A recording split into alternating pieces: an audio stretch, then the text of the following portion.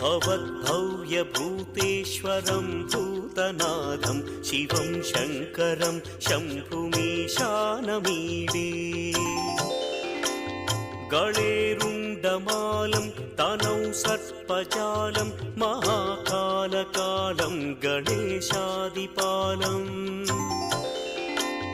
जटाजूटगङ्गोत्तरं गैर्विशिष्यं शिवं शङ्करं शम्भुमीशानमीडे